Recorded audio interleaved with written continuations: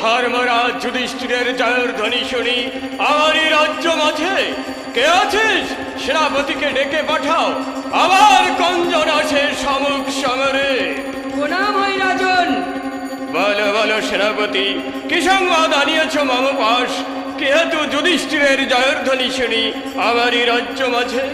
মহারাজ, ধর্মরাজ যুধিষ্ঠিরের যজ্ঞের অশ্ব নিয়ে দিগ্বিজয় লাগি আপনার রাজ্যে এসেছে মহারাজ। যাও সেনাপতি, রাজ্যময় এই আদেশ ঘোষণা করে দাও, সকল বীর সেনাগণকে রণসাজে সজ্জিত হয়ে যুদ্ধে যেতে বলবে। আর সুদর্ণকে যুদ্ধের সংবাদটা জানিয়ে দিয়ে অনতি বিলম্বে তুমি যুদ্ধ যাত্রা করো। আমি তৃতীয় পাণ্ডব অর্জুনকে দেখিয়ে দিব যে রাজ হংসদাস কারো হুমকির কাছে মাথা নত করে না। হা হা হা। জয় মহারাজ হংসধ্বজের জয়, জয় মহারাজ হংসধ্বজের জয়, জয় মহারাজ হংসধ্বজের জয়।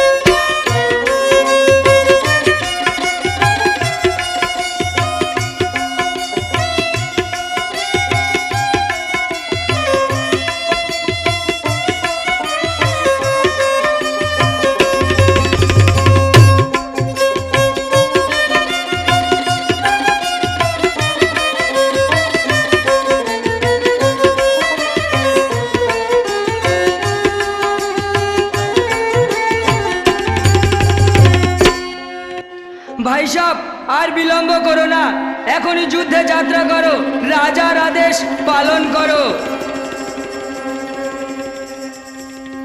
একই রাজ্য জুড়ে জমজম করে রণমত বেজে উঠছে। অতর্কিত হলো কি রাজপ্রাসাদ? কে? সেনাপতি? কি হেতু আগমন যুবরাজ পাশ? কি বার্তা নিয়ে এসেছো আমারই সাক্ষাৎ?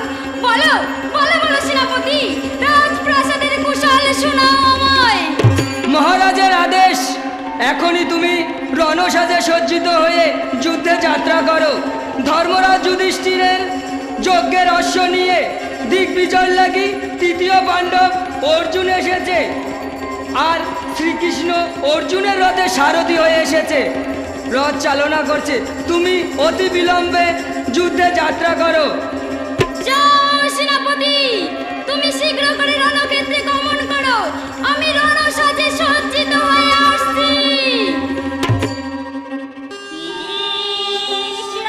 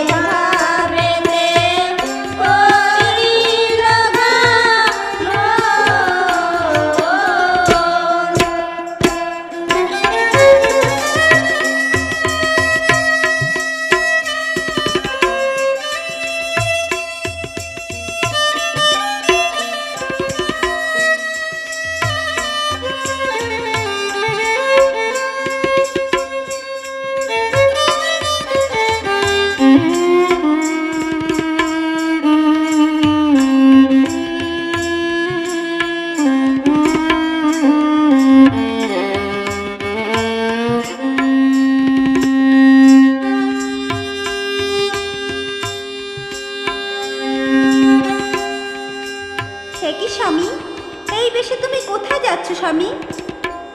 পিতার আদেশ করিতে পালন, যুদ্ধক্ষেত্রে আমি করিব গমন। অর্জুন আসিল রঞ্জয় করিবারে, এই হেতু যুদ্ধের যাত্রা হইবে আমার। না স্বামী, আমি কিছুতেই তোমায় যুদ্ধে যেতে দেব না স্বামী।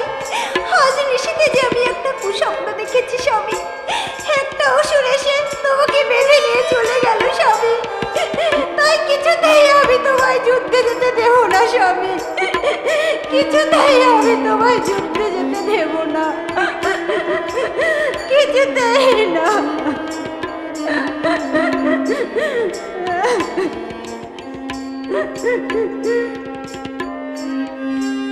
সোনা পরাণের স্বামী,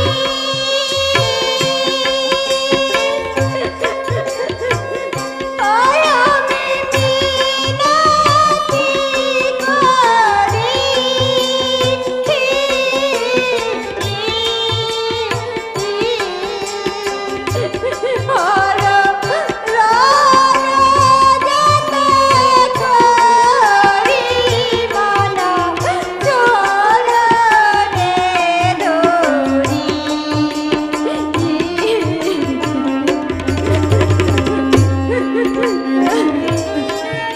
হে কি বলছো পিয়ে? বীরের সঙ্গিনী হয়ে কি পিয়ে তোমার বচন?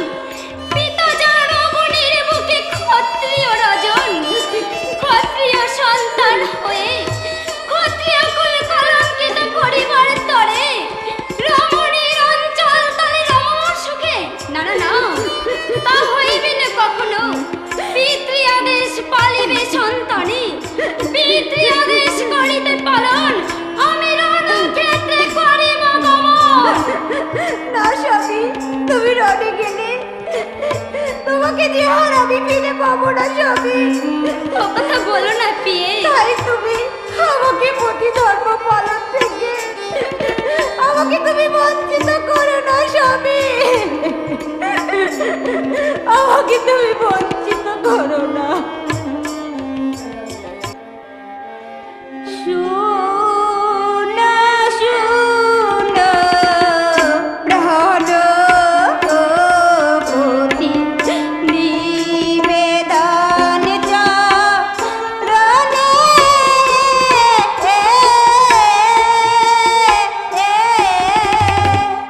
হরণে যেতে ধরিতে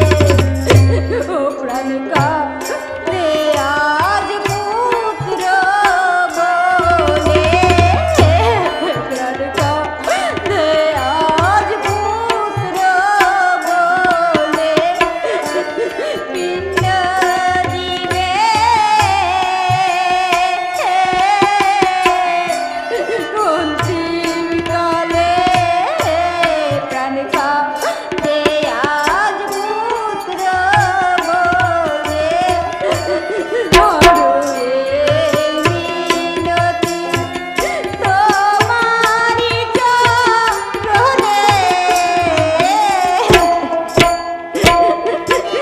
ওগো স্বামী, আমার যদি একটা পুত্র সন্তান হয় তাহলে শেষের দিনে আমি পুত্রের হাতের জল খেয়ে মরতে পারবো স্বামী। আমি যে পুত্রের হাতের জল খেয়ে মরতে পারবো। ওগো পিয়ে, তুমি তার চরণে লক্ষ্য রেখো। সে যে পঞ্চপূর্ণকারী হরি, সকল বাসনা তোমার পূরণ করবে, সকল বাসনা পূরণ করবে। তাই যেন আর স্বামী।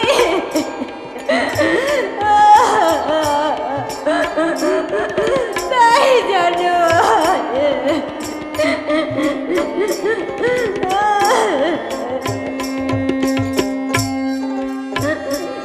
লক্ষ্য রেখো তার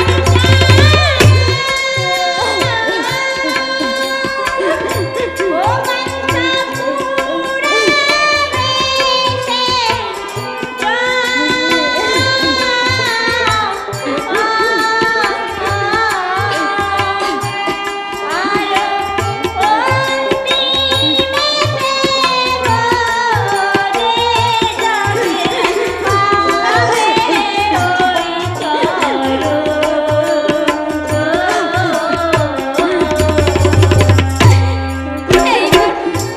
এইবার বিদায় করো প্রভাবতী, আমি রণক্ষেত্রে গমন করি। বিদায়,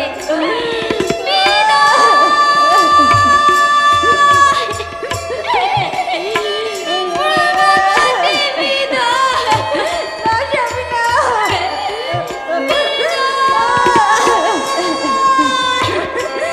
স্বামী,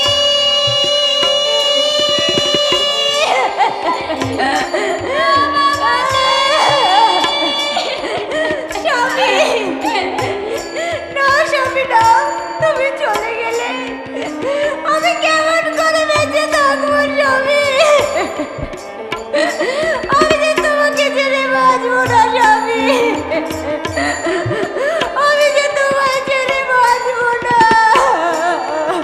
না পিয়ে, তুমি এমনিভাবে আমায় পিছু ডেকে আমার ধর্মে বাধা দিও না পিয়ে, আমার ধর্ম পালনে বাধা দিও না।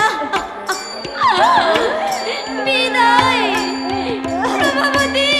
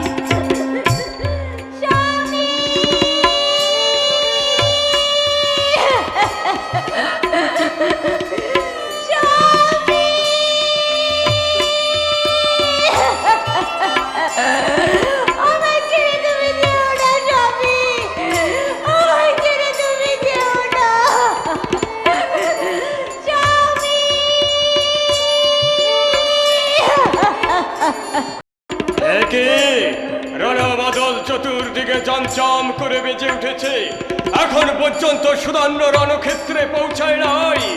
কঠোর কঠোর শাস্তি দিব আমি। প্রণাম চরণে পিতা। এত বিলম্ব কেন? রাজাদেশ লঙ্ঘনের শাস্তি কি তুমি জানো? রাজাদেশ লঙ্ঘনের শাস্তি প্রাণদণ্ড। না পিতা না। কোথায় ঘাতক? প্রণাম হই রাজন। যাও ঘাতক, সুদণ্ডকে ওই মশানে নিয়ে তপ্ত তেলে ফেলে দিয়ে ওর প্রাণ বিনাশ করো। আর আজ হতে সারা দেশে ঘোষিত হবে রাজাদেশ লঙ্ঘনের শাস্তি প্রাণদণ্ড। এ কি করলে পিতা? ওগো ওগো দয়াময় কৃষ্ণ, আমি আমি না জানি কত অপরাধ করেছি তোমার চরণে। আমি না জানি কত অপরাধ করেছি। চলে এসো রাজকুমার। তাই চলো ঘাতক, তুমি আমাকে ওই তপ্ত তেলে ফেলে দিয়ে তুমি তোমার রাজ কর্মচারীর মর্যাদা বজায় রাখো ঘাতক, বজায় রাখো। চলে এসো রাজকুমার, আর বিলম্ব করো না। তাই চলো ঘাতক, তুমি আমায় তপ্ত তেলে ফেলে দিয়ে তুমি তোমার রাজ কর্মচারীর মর্যাদা বজায় রেখো ঘাতক। কিন্তু কিন্তু আমার একটা কথা ঘাতক, আমার একটা কথা।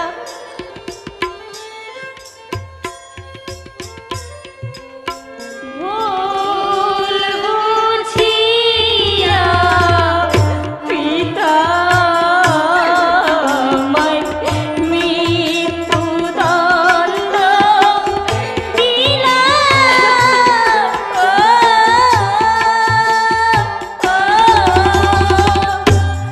দীনবন্ধু তুমি কথা রক্ষা করো এসে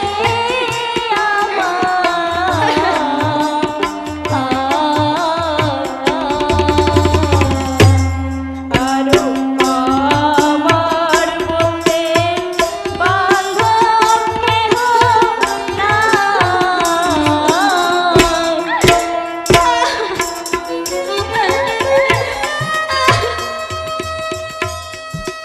না না, আমি কোনো কথা শুনতে চাই না। আমি রাজ আদেশ করিতে পারো, সুদণ্ডকে তত্ত্ব তলে ফেলে দিলাম এখন। একই জ্বালা, আমি যে আর সহ্য করতে পারছি না দয়াল। তুমি আমায় একটি বার রক্ষা করো দয়াল, একটি বার রক্ষা করো।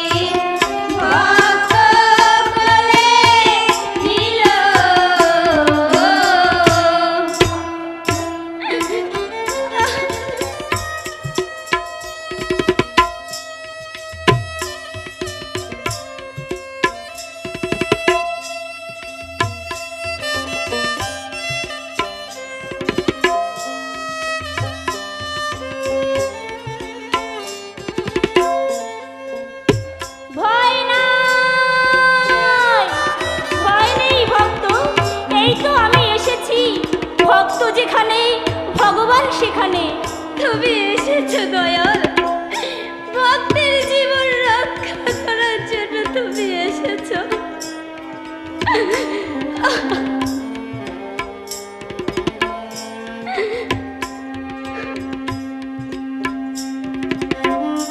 সুধান্যকে ঘাতকের হাতে তুলে দিলাম, এখন পর্যন্ত ঘাতক ফিরে এলো না। প্রণামহি রাজন। বলো বলো ঘাতক, কি সংবাদ নিয়ে এসেছো তুমি? শোনেন মহারাজ, বলিতে ভয় হয়, তথাপিও বলিতে বাধ্য হই আমি। তত্ত্ব চলে মরেনি সুধান্য, ওই প্রদানিত চলে তেলের মধ্য কৃষ্ণ কৃষ্ণ বলে নৃত্য করিতেছে মহারাজ। ও ঘাতক, যাও ঘাতক, সুধান্যকে তুমি এখানে নিয়ে এসো। প্রণাম চরণে পিতা। ওরে ওরে বাপ সুধান্য, আজ আমার ভুল ভেঙে গেছে বাপ। কৃষ্ণ ভক্তের অঙ্গে কেউ আঘাত করতে পারে না, আমার দয়াময় কৃষ্ণই তাকে রক্ষা করে। আর ভক্ত না হলে কৃষ্ণ তার সাথে দেখা দেয় না বাপ। আরে বাপ সুধান্য, তুই একটিবার ওই রণক্ষেত্রে গিয়ে পার্থরথের নার নারায়ণকে আমাকে দেখা বাপ, আমাকে তুই দেখা দেখা দেখা।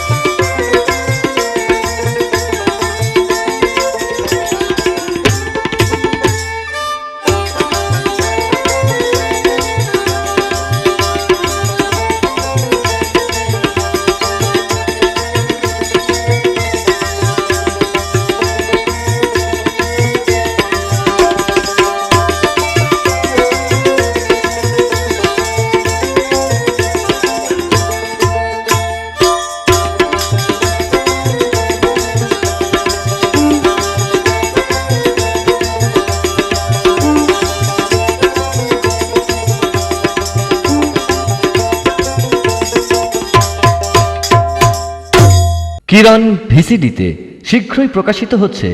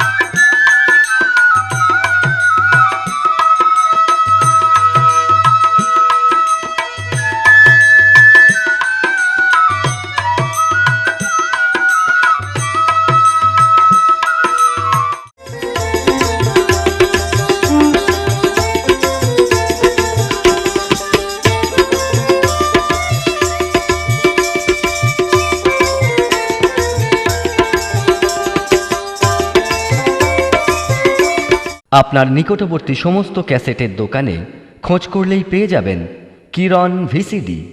ভালো কথা, কিরণ ভিসিডি কেনার সময় কিরণ ট্রেডমার্ক দেখে নিতে ভুলবেন না। নামটা মনে রাখবেন, কিরণ ভিসিডি।